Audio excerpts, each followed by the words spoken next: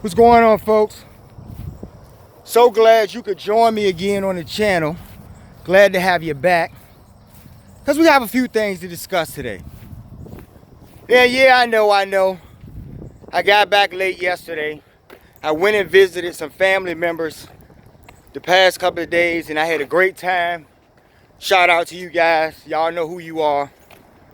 But I learned some things, and I always learn things, folks, and it's always important in life, you know, in this situation, this material reality, to try to learn things. What's going on, great one? To try to learn things for the best of character building for society. Today we're going to talk about gross discourtesy. Now I know discourtesy is one of those things, you know, someone cuts you off at the light, you know, certain things like that. Maybe not move out of the way when you're trying to get by. I've talked about these things. But when I talk about gross discourtesy, I'm talking about those disgusting things that I've spoken about, you know, that you see people do that affect you, that make you sick to your stomach. Why did this person do this? Because they're mentally disturbed, folks. Now, over the past couple of days, you know, first of all, I had a great time with my family members. We went out to eat. And the first situation, folks, that made me realize that this is something that I need to talk about. And this is more of a clinical, because it's a mental thing, but it's on a bigger level. It's more spiritual too, because it's about your discourtesy. You see what I'm saying? Your willingness to not go that extra mile when you're going to hurt someone, and knowing it and not even taking action or taking steps to prevent those things, because you are self-serving. See how it's all tied together. In every situation, the bullshit that you do will tie back. And you know that the Most High is always related to this, folks. Okay? So I'm at this restaurant, you know, with my family member, and the first thing that I picked up on this problem, and I've talked about it in videos where people on the job may have experienced these customers. In this case, I was a customer, and I wouldn't have normally gone out in this situation. But like I said, when you're going to visit family members, you kind of go along, go with the flow. So we went out to eat. There was something to do and everything. Food wasn't bad. You know, I had to, you know, just blink out and not think about the possibilities in these places. You know how I am. And many of you guys are like this.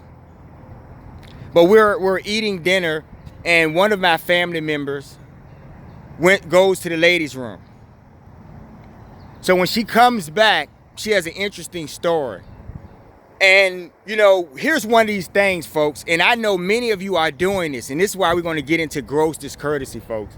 Because many of you are ignorant to things you're doing to other people because either you're narcissistic or you have these self-serving characteristics. Now, what do I mean? In grossness. Grossness is if I came in your face and sneezed in your face and didn't cover my mouth and you got mucus on you, like this has happened to me in many videos. I've told you about these things. Isn't that disgusting? Isn't it worth talking about or relaying it to someone about this behavior? Or telling that person if you know them. See? It's disgusting behavior. But this family member was telling me that when they went to use the restroom, you know those little, I don't know, you females, y'all have these little mailbox things in your stall, and you have these little bags that you put like your, you know, tampons and stuff like that. You know, we're grown-ups. We can talk about this. This is what happens. But in these public places, you have these stalls specially made for you to get a bag for your tampon if you have to change out. Now, here's the thing about this. Here's the thing about your fucking foolishness that I know that many of you are nose pickers. Many of you are butt pickers, and you're disgusting. And this is what I'm talking about the average person you're standing next to who's disgusting, who'll be willing to make you a sandwich if you came over, right? It's funny, but when you think about it, the average person is disgusting. Now, when she went to use the bathroom and she poured up this little thing, because I'm not getting into her personal business, but there's these little things y'all have. And she noticed it was full to the top with used tampons and bloody wrappers and stuff like that.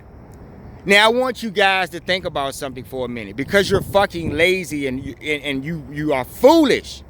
When you use the bathroom, think about it. There are clean bags for you to deposit your dirty waste in.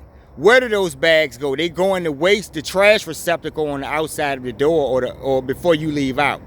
That's what it's designed for, folks. If there are clean sanitary bags, why would another person want to get in the stall and have to put their hand in and filter through a bunch of bloody tampons to get a clean bag? See, this is what I'm trying to explain to you folks. But you're lazy, so you reason you're not even thinking about anybody else. You change your applicator or whatever the fuck, you change your stuff. And then you change the tampon, I'm sorry, and then you take that and you fucking throw it in that bin. So this person had to sift through a pile of disgusting, bloody, other person's bodily fluids. You see what I'm trying to explain to you? Exposing them to whatever possible germs because of the discourtesy for that person's, just because they didn't feel like taking the time to put it in the bag. Now, if you're going to stuff it in the bag and then stuff all of those bags in the container, what makes you think? Let's be reasonable, folks. Seriously. What makes you believe that it's okay to put dirty, nasty bags in that thing? Now, if you went in the bathroom and the same thing happened to you, you would be disgusted and grossed out, folks. Gross discourtesy.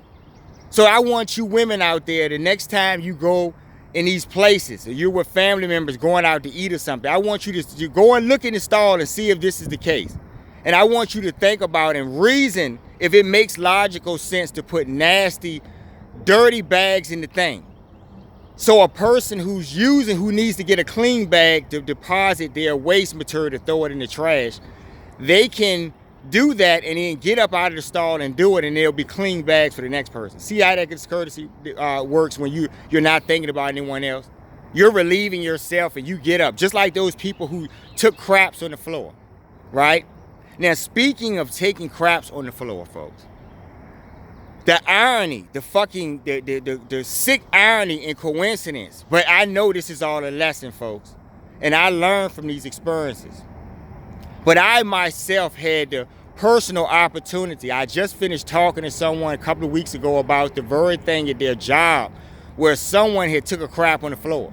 So there are serial squatters all across this country and different countries, folks, all across the world society. Sick people who are literally taking craps on the floor. These are grown adults. I'm assuming, folks. You understand what I'm trying to explain to you? Even young children don't do this. But I go in this bathroom stall. I'm not going to even name the place, folks, because they'll get shut down. You may never want to eat at this place again. But I go in this fucking particular place. And I open up a stall. They didn't have an out of order or anything. Maybe the plumbing went bad or something. I don't know. You know how toilets overflow or something. But when I opened the stall door, there was a pile of crap on the floor. And I was like, wow, I was disgusted. But I really thought for 1 second, well, maybe people are looking at my videos and someone was trying to send a message, and I thought, nah. But the whole point, the whole irony and coincidence of that situation is something that we can learn from, folks. The average person is fucking disgusting. This actually happened. So I believe that guy, the viewer out there. I appreciate your comments. I appreciate your story. And I have to tell you that I can experience, and I have had this experience, folks. This is disgusting. But I think about it and I reason about other people in all the situations. If you crapped on the floor in the bathroom stall, folks, a normal, reasonable person would try to clean themselves up, right? And at least try to pick up something so they wouldn't have to step in it themselves to get out of the stall, folks. I hate to keep doing these videos on people crapping on the floor. Grown, supposedly civilized people in your societies who can't seem to go into public spaces without doing some disgusting, vile shit. Discourteous shit. Right? Gross discourtesy, folks. You understand what I'm saying to you? Which brings me to something bigger, because I think every one of these talks is not for sensationalism. It's not for me just to give you a gross story so you can ooh and ah, laugh about it or something. It's about you understanding that the person next to you, or maybe you, for the nasty motherfuckers who did that with my family member at their bathroom thing, right? Who are discourteous for that nasty, sick, disgusting motherfucker. I don't know what your problem was, even if you were sick, sir, or yeah. I'm going to assume that because, yeah, that's what bathroom we were in. But I'm just trying to explain to you folks is that in any case, that is disgusting. Do you understand what I'm trying to explain to you? Crapping on the floor, folks. Do you understand? Reasoning that is sick behavior. That's all I want. That's all I want from y'all. Just reason that. Okay? Now, getting to the more important thing, like I was trying to explain to y'all just a minute ago. Right? Because every talk is not just to talk about, like I said, some shit on the floor. That's nasty, and someone did that to disservice another person, whether it been someone having to clean that nasty shit up on the job, and you didn't care about them, and you were discourteous and grossly discourteous to that person who had to work there and touch your nasty bodily fluids, or to that nasty, disrespectful, inconsiderate motherfucker who decided to sit in the stall and put their nasty, bloody things all over the place. And people have to handle your shit just to get something for themselves. Disgusting. Okay? But the bigger lesson here, folks, I told you a story a couple of videos back, and this was a true story, but I always put it in these stories, right, for you to pay attention a little bit more closely to what I'm trying to get you to understand here. About reasoning, about willing to disenfranchise another person. That even all things are one, folks. And when you realize that, you can connect to all things and there'll be a better society amongst people. Now, why am I saying this? I told you about several situations where I was enlightened by the great nature goddess about certain things about dealing with animals and interactions and staying in harmony with the animals. By holding on to God and knowing that I'm one with those animals, folks, I can reason with those animals and they can reason with me. We can share this space because it's all his space, folks. You know, but I told you about a different situation where this guy had some mice and he asked the mice to leave. In this case, the mice actually packed up and left, folks. But at this family member's house, they were having a problem in their garage with this pesky little mouse. And it was very interesting because when I got there and they were telling me about the mouse, I smiled because I said it was meant for me to hear this story, right? I just got a great lesson. And I didn't go into all of the details about my reasoning about this mouse to this family member because I told you everyone is not there yet, folks. But I helped them as best I could by trying to make them understand that the mouse could be reasoned with on some level. And let me try to see if I can handle some things. You understand? So this mouse had this thing where they would come in the garage at a certain time every night. And it scared my family member because she was down there getting something one night. And she damn near slipped on something because she heard the mouse running around somewhere. Same mouse. Getting in stuff, put a few turds around the place or something. So she was thinking about calling in pest control, and she was asking me the best pest control, company that I think she should go with. And I told her I had just dealt with a pest control problem, but I was able to solve it on a bigger level, folks. See, that was the backstory to that roach issue. I simply asked the roaches. I didn't tell you guys this, but this was my reasoning, folks. And it works. When you're willing to meet things on that oneness level, folks, right? Things will accommodate you, but you have to be first accommodating in your own hearts. See, it's simple. Holding on to the Most High will keep you in this vibration, folks. Okay? So I had a little talk. I went down in the garage one day, this past couple of days, I went down there, when she was out doing something, and I was talking to the mouse. I didn't see him, but I was talking to him, right? I was telling him that, I understand that he has to live somewhere, he has to eat, and that, that he, whatever way he found his way into this situation where he's in this person's house, they don't want to, they're thinking about doing something to him, but they don't necessarily want to harm him, and they were trying to come up with a compromise. Like I said, I've been there. But when you deal on higher levels, folks, the answer will be clear to you. Reason with the mouse. Sounds crazy to you because you're not willing to do that or try to meet those standards. This is your vibrational level. This is what I'm talking about, folks. It would work. If you held on to the Most High with sincerity, it would work for you. But you guys are going to play a game and try to do it without fixing yourselves. Okay? So I talked to the mouse that first day, and he didn't come out, didn't hear him or anything. But I was down in that garage the next day, walking around and stuff.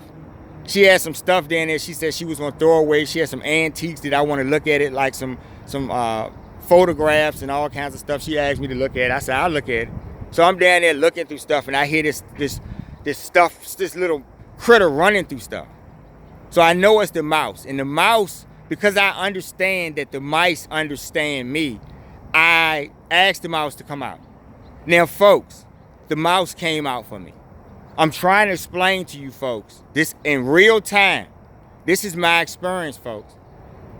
I requested the mouse to come out. I said, I hear you running around here. We need to talk about some things, get some things straight about you crapping in places in this house.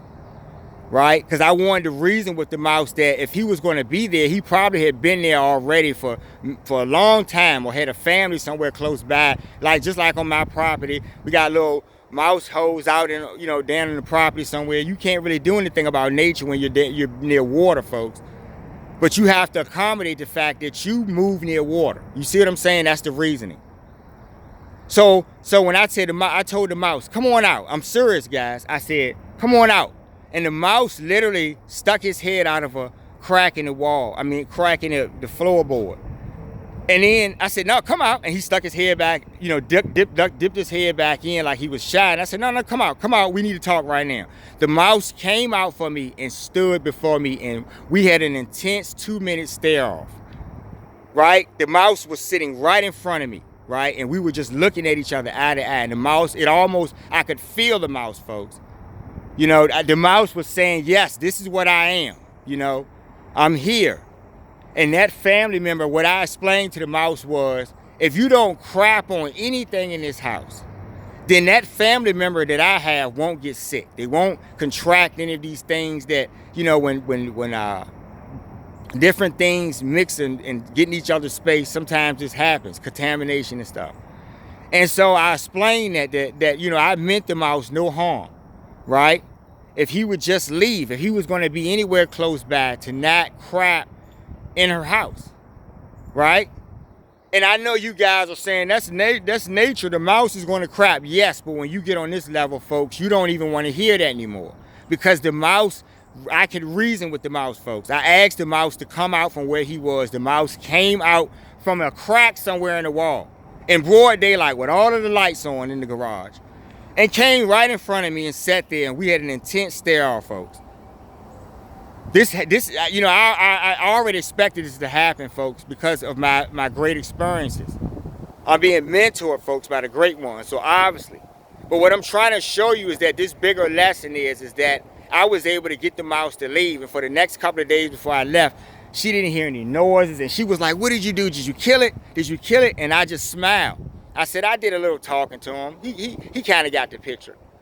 So what I reasoned, and maybe this mouse may be a little hard-headed, and because they're just like us, folks, all animals are just like you on that level, on that conscious soul level. Remember I talked about the flies. To this very day, I could start a business or something. I could be funny and start a business catching flies for you. And it sounds funny, but you guys will have broken windows in your house trying to kill something, right? Just reason that. You folks going over to my website, thinkbehavior.info, pick up my book, I Love Bad Behavior, because I do. But I also love the oneness. When you're one with Mother Earth, you're one with nature and everything in the universe, folks. You can be there, but you have to hold on to the Most High. He is the most important aspect of this all, okay? Like, share, and subscribe to the channel. And you guys have a great morning. I'm feeling great today. I'm going to finish my walk. Y'all take care. Have a good one.